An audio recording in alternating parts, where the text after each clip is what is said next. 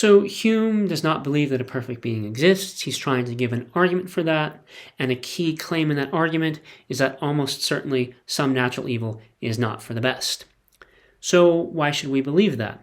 Well, that's why Hume talks about the four circumstances. The four circumstances are supposed to be evidence that there is natural evil that is not for the best.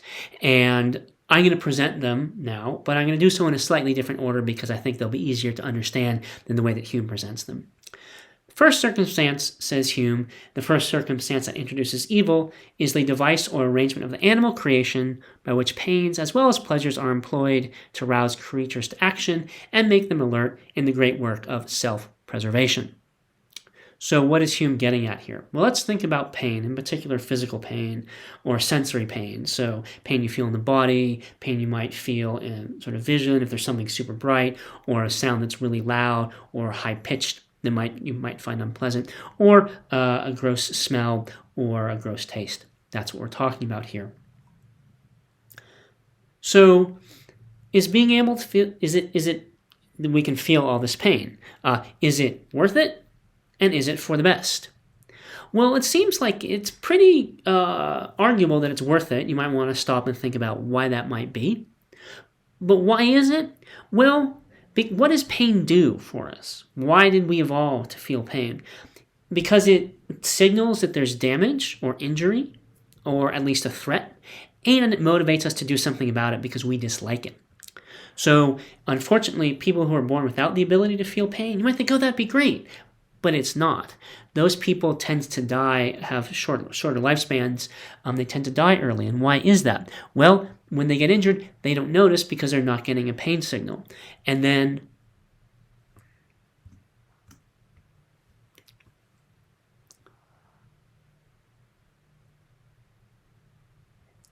they don't respond as intensely either. Why? Well, because the injury doesn't hurt, right? Do you like pain? No, you don't. And so when there's pain somewhere, you want to do something about it. And then you also learn, oh, certain things cause pain, and then you avoid them.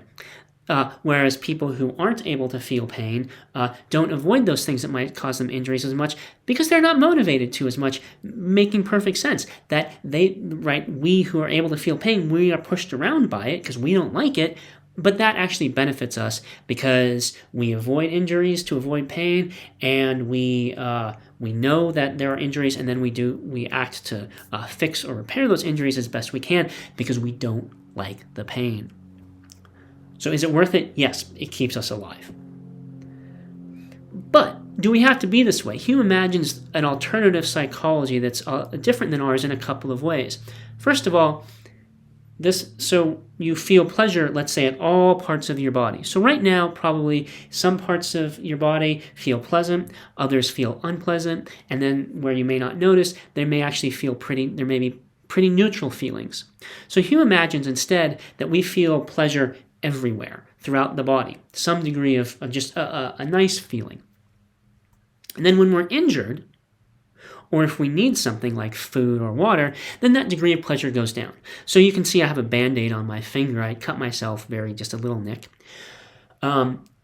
It doesn't really hurt now, but it did, and that's how I noticed that I was injured, actually, and then that's why I put on the Band-Aid. At least part of the reason I put on the Band-Aid. The way it would work with Hume is this alternative psychology is that I would have noticed, oh, it doesn't feel quite as good there. And then, there's this pleasure decrease with the damage or need. It felt good there before I nicked it, and then the level of pleasure went down.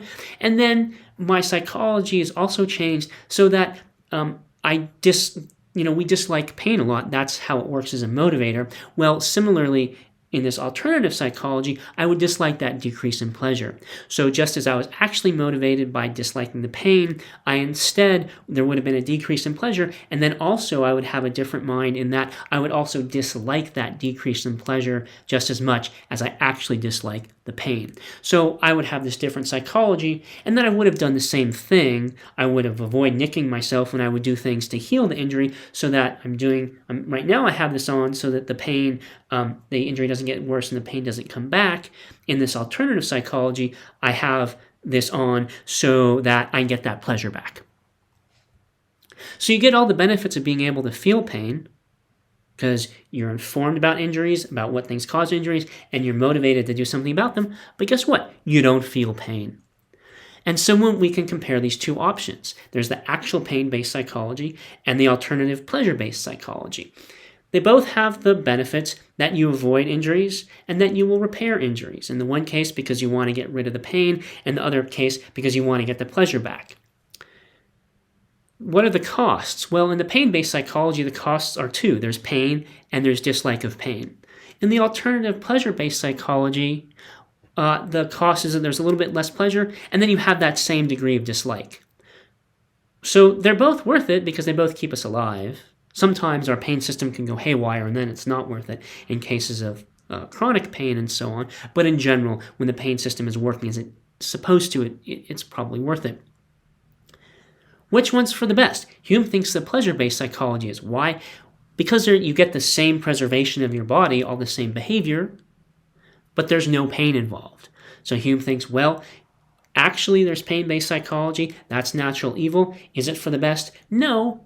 It might be worth it, but is it for the best? No, because we could have a different psychology, and we would get all the benefits and fewer costs. So that's the first circumstance, first example of natural evil that, according to Hume, is not for the best. What's the second circumstance? Well, we're going to jump to the third one.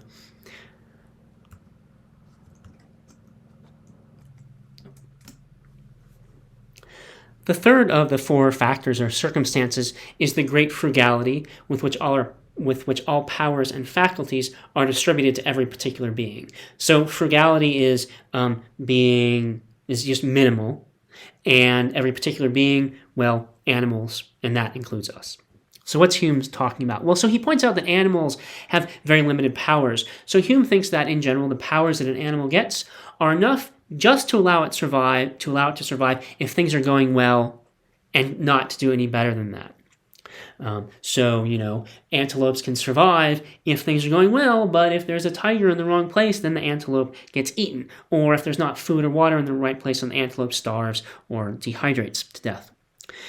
And so the antelope is constantly in danger. And it's the same thing with the tiger, right? The tiger has just enough power to catch the antelope if it's lucky. So Hume compares nature to a very stern employer who has given them only the minimal tools that they need to do their job, as opposed to an indulgent parent who would have given them a lot more tools so that they could be guarded against accidents and, get what they need to survive and to be happy and have welfare in all sorts of circumstances and not just in the fortunate circumstances. So animals have limited power to secure what they need, and that includes us. So there are lots of capacities or powers that it might be nice if we had. So it'd be nice if we were stronger and more agile and more beautiful and more intelligent and more artistic and funnier. We can imagine lots of ways that if I was that way, then my life would be easier. Maybe if we were all that way, all of our lives would be easier, or maybe not easier, but just better, more rewarding, and we would be more capable. But, maybe it's asking for too much to have those different quantities, or those different qualities and capacities. But Hume points out that the world, for us to be safe and happy, just even to have food, housing, and so on, requires work. We have to labor to produce, to arrange the world so that it works out for us, so that we're safe and happy, so that the people we care about are safe and happy as much as they can be, as much as we can be. So we got to work hard to survive in the universe, to be okay. What Hume points out is that a lot of the time we have to struggle with ourselves to do that work. Not all the time, and different levels for different people, but a lot of the time many of us have to struggle to get ourselves to do the work that really would be beneficial. Our actual motivation tends to be that we work when we need to and not when we don't absolutely need to. Something like that. Again, there's human variation, but that there's something in that area that for the most part we work when we need to and not when we don't have to. It would be better if we didn't have to struggle with ourselves to get ourselves to work, and if we were just inclined to work when it's beneficial, because then we would be able to protect ourselves more easily from all the possible dangers and secure for ourselves the sources of happiness and welfare, and for those that we care for. or even for those just people who need it. So Hume thinks there's this key way in which we're limited. Our motivation, we have trouble doing work that we know would be beneficial, and sometimes we're able to do it, but we have to really push ourselves to, and it would be much better if it were easier for us to work when it would be beneficial to do so. And of course, note that we would then probably get to play more too, because we would have done all this beneficial work, and then we could then relax and really enjoy our play. So Hume is not saying, oh, let's be grinds all the time, unless that's what you want, but he is saying it would be better if we were able to work more easily. So Hume compares our actual motivation, that we work mostly just when we need to, and an alternative motivation, that we work when it's beneficial to. So what are the benefits of these two arrangements? Well, of course we get benefits from being able to work when we need to. It's better that we're able to work when we need to than that we're not able to work then.